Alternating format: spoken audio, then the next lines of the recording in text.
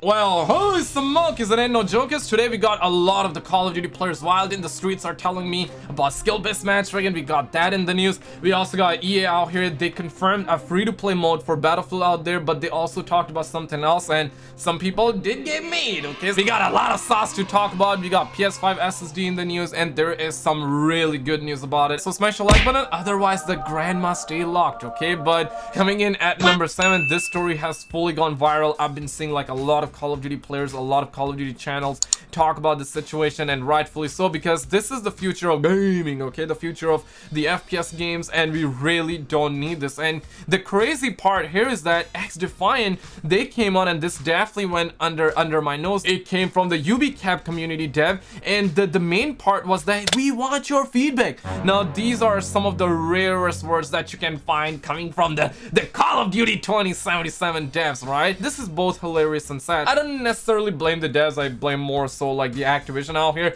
Like, Splitgate, bro, like I'm telling you, motherfuckers out there, this is some huge information. Splitgate devs have a solid strategy for skill-based matchmaking. The dev team is called 1047. GameRant put up a massive article, but in a nutshell, in a clip of the 1047 dev team Q&A that has gone viral on TikTok, the devs explain that their view on skill-based matchmaking is to implement what they have branded as loose skill-based matchmaking. They explain that the key point of loose skill-based matchmaking is a balance between two extremes. Splitgate won't throw new players up against professional players. It also won't be strict that professional players are kept in solely high-ranked lobbies where they cannot do anything fun. Low skill-based matchmaking meets somewhere in the middle. Now, when I first heard that, I started shaking like I was Mr. Dalek JD. I'm shaking! A lot of people are getting that dopamine shot, and rightfully so. And XDefiant, I mean, a lot of people have looked at the game. People are like, hey, this game looked like a crap. But I look at it, I'm like, it's free to play, so personally cannot complain about it. But the situation here is that not everybody likes this game, which is perfectly fine. But even they are saying that they will not have skill-based matchmaking, but they want to use player skill to balance the teams, which is perfectly fine. I think that's perfect. They say that, so please register for the closed test and come play and let us know how the system worked for you. We want your feedback. Obviously, the homies that play Call of Duty, they have been thirsting to hear, like, we want your feedback, words like that from the pain to Activision and all these devs out here. But this is something that a Call of Duty player can never expect. But seriously, Splitgate, massive shout out to them. I'm gonna stand up. We're gonna clap up for these motherfuckers out there. Motherfuckers crazy, okay? In other shocking news, this is gonna shake your ground a little bit. You might be like, yo, Skizzle, that goes against the laws of physics, because it really does go against the laws of physics, guys. In a bizarre twist, it is alleged that the hackers behind the Save Titanfall attack in Apex Legends are also responsible for attacking Titanfall 2. Bro, I've never seen that big of a plot twist. And for two people that do not know the situation, in the beginning, some of the hackers hacked like Titanfall 2, and then some hackers hacked Apex Legends saying that, yo, you gotta save Titanfall. Let's save Titanfall. They started adding that as like a marketing line in the game, and now we're finding out that they were the same people to hack Titanfall to begin with. This is massive. Like, I just never saw that coming. Like, these hackers were doing helicopters with their release. They were like juicing up. They were chasing that dragon, and man, these motherfuckers crazy, okay? Smash the like button if you did not see that coming. And what I did not see coming is this. PS5 performs fine with a slow SSD. Load times for key games are not as bad as you would expect. And bro, this is all I ever wanted, because last time when we compared the prices, I believe that the 4TB SSD was like over like a $1,000. We're talking USD. That's paper. That's Benjis. That's like 10 Benjamins. And I'm personally sitting in Canada. I'm in Quebec out here. The 15% des taxes. Like, who do you think I am, Sony? Like, you think I can go around, do helicopters with my Willy and bust out like $1,000? And especially someone like me who's in Canada, it's almost gonna be like $1,500 plus, okay? I come from a family, whenever our shampoo runs out, we just add extra water in it, and bam, that mofo is good for another month, my guy. So $1,500, seriously, get the F out, okay? These SSDs should be $20, because seriously, crime, violence, everything like that is on the rise, except for your mom's pay, except for your pay, except for my pay. Like, I'm gonna stand up. Like, overpay should be increased. If you're gonna be increasing these SSDs price, you gotta increase our pay too, okay?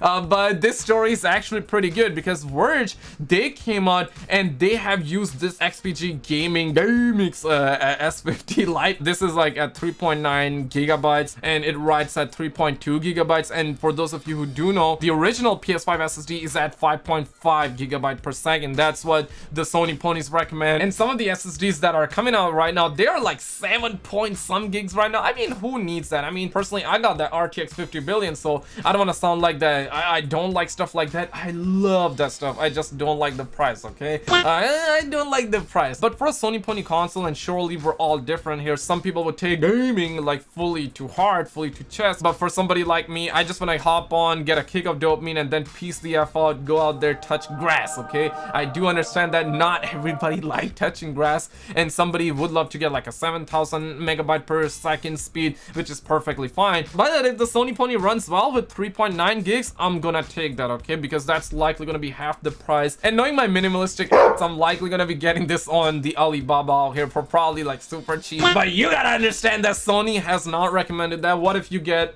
like an SSD over from the Alibaba without the heatsink, you install in your Sony Pony 5, and the next thing you know, your PS5 has blown up? So you surely do not want that. I'm personally gonna be waiting. We're gonna be looking at this from both sides, from both angles. Word says that some games there was only 1 second to 2 second difference here, but surely you gotta understand that these are like the early Sony Pony PlayStation 5 games. What if we get GTA 6? Then it's gonna be a little bit different, right? But still, this is good news. Speaking of some good news, the homie Haris added me in the situation. Was like, been calling it the whole time, because the Sony Pony MBG, the homie, came out, says that if this does turn out to be Kojima in the end, some people are going to be utterly mind blown, realizing it was right in front of them the whole time. And to be honest, man, for those of you who have been following the Silent Hill 2077 plot point, Hasan Karaman, this guy says that thanks Hideo Kojima. And if you do translate Karaman, that's like Hideo in different languages. Like obviously we had scientists conducting translations out here, and this has been something that has been going on for months. But I don't know, man, there has been a lot of conspiracies going around about this game. There has been a lot of theories. Seriously, I have not seen that many coincidences in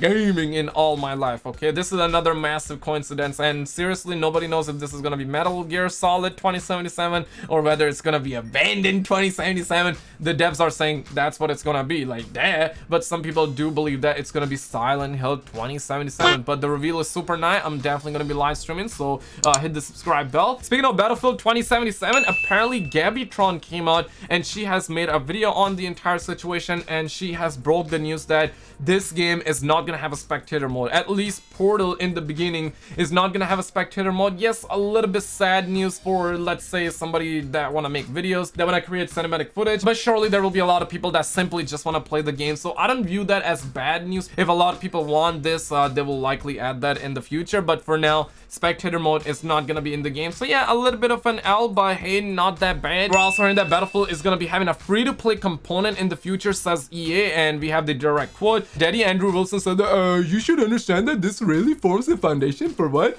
we believe the future of a live service around Battlefield is, which over time will include a mobile launch. So don't you guys have mobiles? Will include some free-to-enter components and really change the nature of what happens from launch to launch. Now honestly, we're not sure what this will be. Some people assume that this is just gonna be like a one map, like that's gonna be free to play. But if there is only one map that's free to play, how they're gonna do it? Are they gonna make it so you can download Battlefield 2042 on the Xbox, on the Sony Ponies, over on the PC Master Race? You can download the game and play one map for free. I mean, that sounds like a genius idea in my opinion, because if people get hooked, if people start firing dopamine, then obviously people will buy the full game, right? So I think that's gonna be really good to do. Some people think that it's gonna be Hazard Zone, but other people think that this is just gonna be free DLC maps that you're gonna be getting once you purchase the game. I mean, only time will tell us for sure, but IGN came out and they said that EA CEO recently said that players should think of Battlefield as a service. That got some people made, okay? A game that costs 70 shouldn't be a effing service.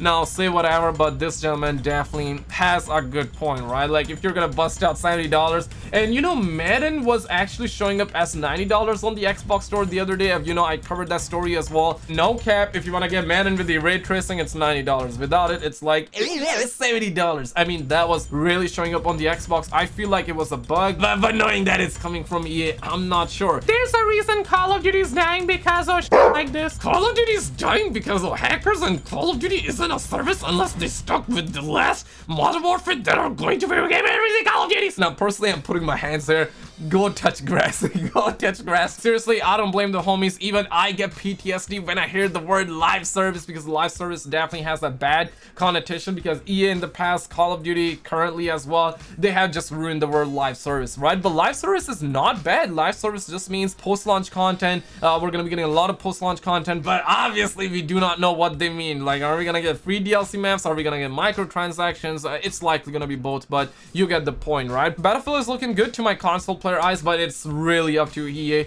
on how to manage this game. I really hope they manage this game well. But before we get to #1 spot, I quickly want to shout out these sugar daddies on the channel that have become a member. Shout out to the homies Arbaz, Vision, Rohan, and Father Bill for becoming a member. If you're a sugar daddy of 20 moms out there, feel free to become a member. If you're not, that's perfectly fine. I appreciate you massively for watching the videos, hitting the like, hitting the subscribe bell. You're a crazy mo. But coming in at #1 after the Splitgate news, the homies are asking for skill-based matchmaking to be gone from the game. Like, people are dropping deuces, people dropping stun grenades on everybody, but Season 5 is gonna be beginning this week. This is the entire schedule. I will surely try and live stream this boy alongside the August 12 new trailer for the Battlefield as well. And on top of the abandoned reveal, there will be a lot of live streams. But check out this video on the screen, hit the subscribe bell so I can interrupt you every time you're about to score on your crush. Subscribe, subscribe, subscribe.